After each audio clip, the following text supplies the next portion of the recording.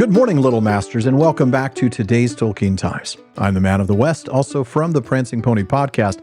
Let's wrap up week 49 and the sixth series of today's Tolkien Times with Second Age Saturday. And yes, the math is off. You'd think that 6 8-week series would be week 48, but I still had that single week at Christmas time for Father Christmas letters. And so unless this show goes for another 7 years, I will be off in terms of multiples of 8, but oh well.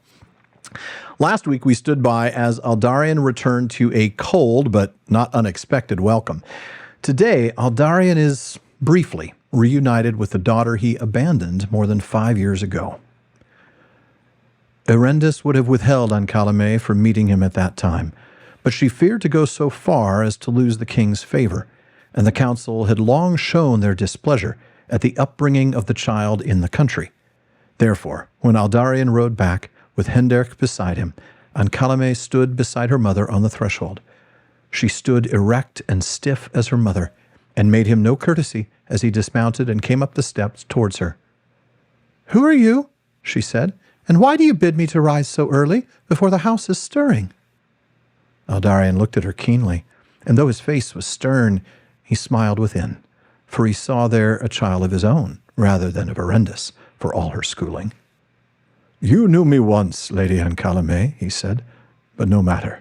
Today I am but a messenger from Armenelos, to remind you that you are the daughter of the king's heir, and, so far as I can now see, you shall be his heir in your turn. You will not always dwell here. But go back to your bed now, my lady, until your maidservant wakes, if you will. I am in haste to see the king. Farewell." He kissed the hand of Ancalame and went down the steps. Then he mounted and rode away with a wave of his hand. Erendis, alone at a window, watched him riding down the hill, and she marked that he rode towards Hirastorni and not towards Armenelos. Then she wept, from grief, but still more from anger. She had looked for some penitence, that she might extend after rebuke pardon if prayed for. But he had dealt with her as if she were the offender, and ignored her before her daughter. Too late she remembered the words of Nuneth long before, and she saw Aldarion now as something large and not to be tamed, driven by a fierce will, more perilous when chill. She rose and turned from the window, thinking of her wrongs. "Perilous," she said. "I am steel hard to break.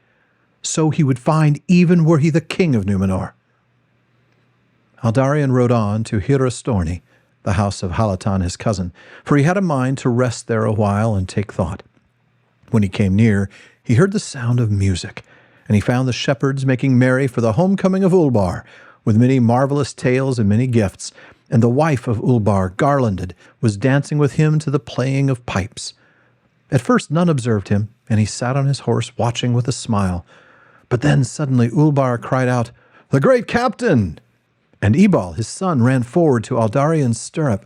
"Lord Captain," he said eagerly. "What is it? I am in haste," said Aldarion.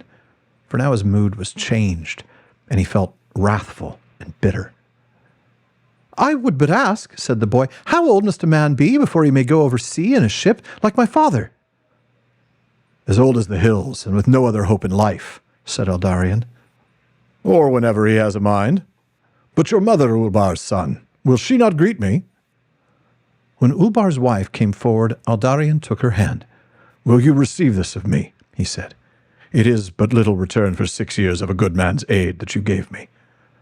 Then from a wallet under his tunic he took a jewel red like fire upon a band of gold, and he pressed it into her hand. "From the king of the elves it came," he said, "but he will think it well bestowed when I tell him." Then Aldarion bade farewell to the people there, and rode away, having no mind now to stay in that house.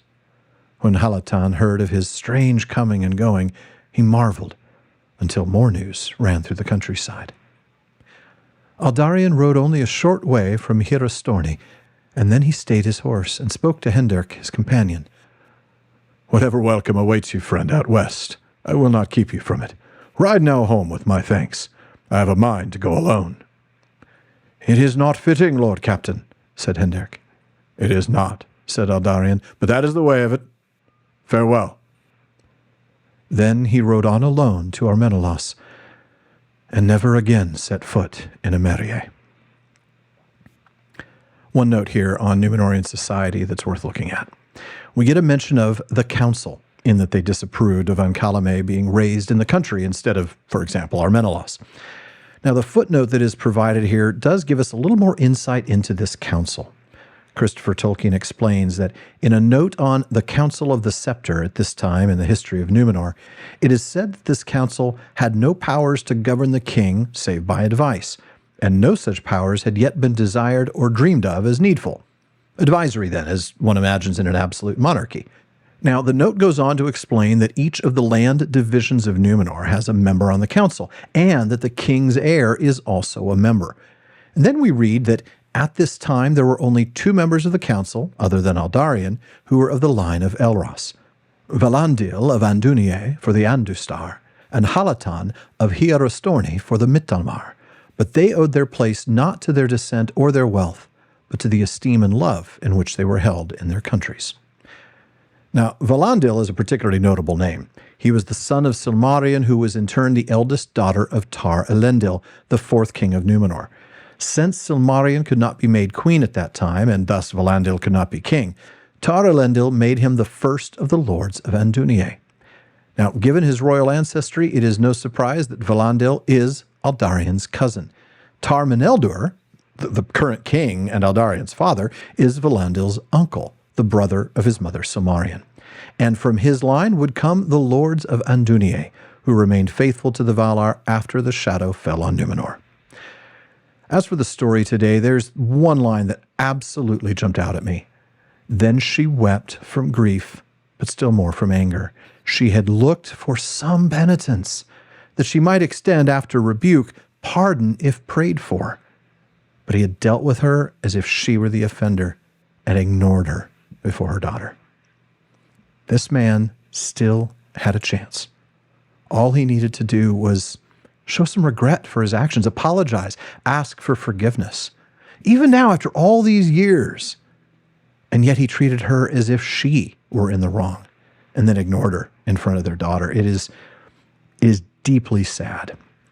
And I know there's a lot more to be said about it, and I know when we cover this on the PPP in a couple of years, we'll do exactly that. For now, though, that does it for this week's Second Age Saturday and for Series 6 of today's Tolkien Times. Thank you for joining me, and be sure to come back next series, as I am planning to continue this tale all the way to its end.